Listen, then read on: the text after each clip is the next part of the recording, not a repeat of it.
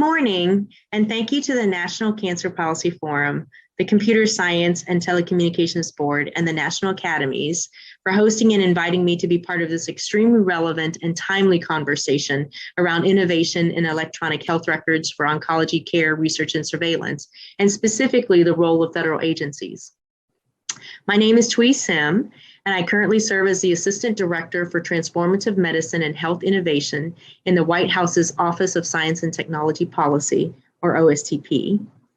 As a clinician who worked in information technology and business before pursuing a career in medicine, I'm always looking for ways to leverage technology to optimize patient care delivery and innovate around the practice and art of medicine. I remember the days when the electronic health record was simply a PDF version of the clinician's notes, scanned in, and I'm humbled by the brilliant minds who have since taken it well beyond that static electronic paper version to becoming a powerful tool, providing patients and providers the ability to access and manage health information and services. And I'm beyond excited at all the possibilities of the continued and further expansion of this really health system at our fingertips and access for all. As you all know, this is the first time in history that the president has elevated the director of the Office of Science and Technology Policy to a cabinet level position.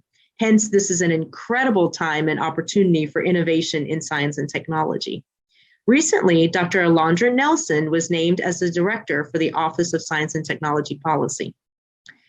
The Office of Science and Technology Policy is charged with setting the national science and technology strategy, which is ultimately rooted in the president's priority areas and raised as questions outlined in President Biden's letter to the then nominated OSTP director and science advisor.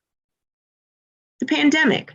What can we learn from the pandemic about what is possible or what ought to be possible to address the widest range of needs related to our public health? Climate.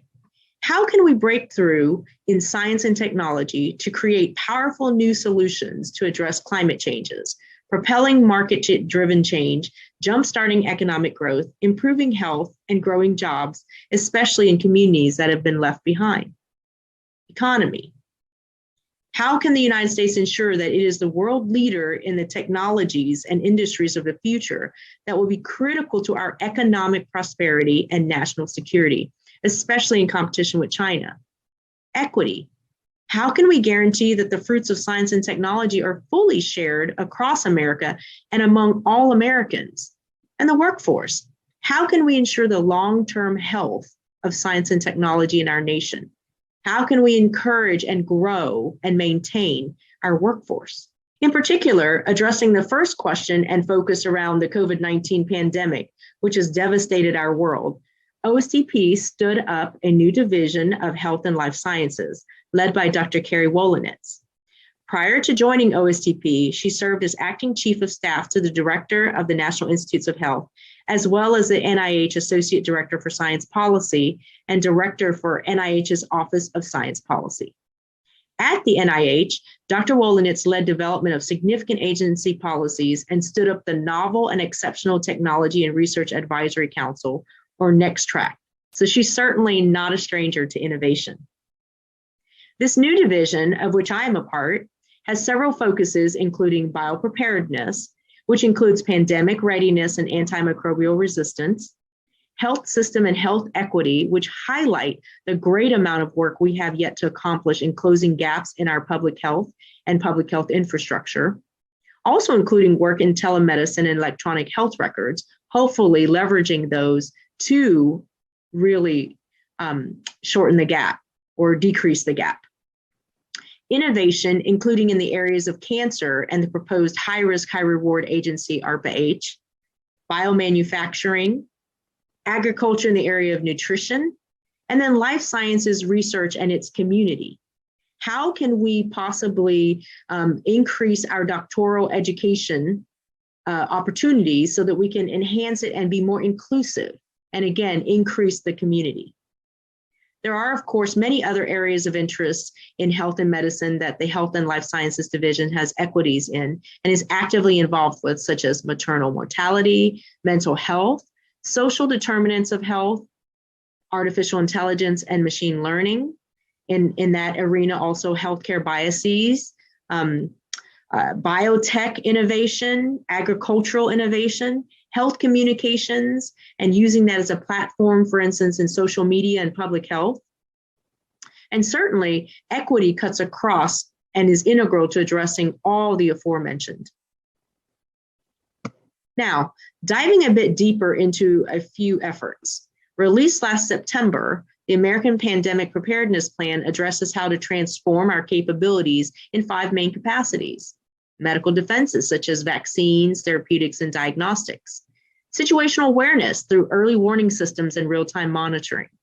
Again, really strengthening the public health systems, both the national, the United States one, but also the global one, because our United States health is a part of the global public health. Building core capabilities in areas of supply, such as personal protective equipment, supply chains, preventing catastrophic biological events, and then looking at the regulatory processes to find improvements there. And finally, managing the mission through a proposed mission control. The Biden-Harris administration has expressed and reflected significant support for innovation in life sciences, with several areas of focused opportunities, including, especially relevant to this group, cancer.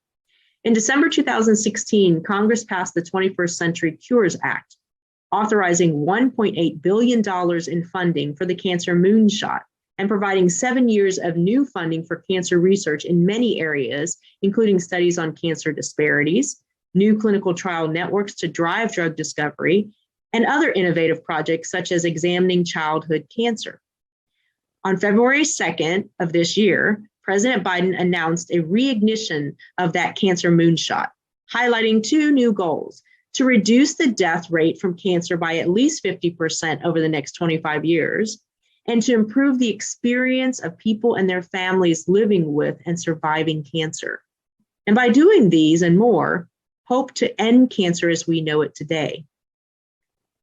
Additionally, President Biden has pledged to grow the bioeconomy and bio-based manufacturing and proposed one of the largest science and technology budget increases in history, with a focus on improving human health and addressing the questions posed in his letter to OSTP leadership. The federal government serves as both a producer and a consumer of innovation, the benefactor and beneficiary of the fruits. It can open the portal for innovation through collaboration and support the sustainability through standards and regulatory processes. The focus and investment in life sciences and health will work to make the United States and the world safer and healthier for all, and ensure that the United States remains competitive in its global leadership in science and technology innovation. Finally, it is critical to the success of all of government's initiatives to engage and involve as many stakeholders as possible. The Office of Science and Technology Policy is uniquely poised to convene stakeholders across the federal sector as well as the public to amplify the message of how important science and technology are to the health of this nation and to the world, its people individually and as a population. This includes considering partnerships, for instance, with the private and academic sectors and all of you who are present today. In closing, I would like to again thank you for the wonderful opportunity to explore further ways the federal government can partner with you all and help to drive innovation forward. Thank you.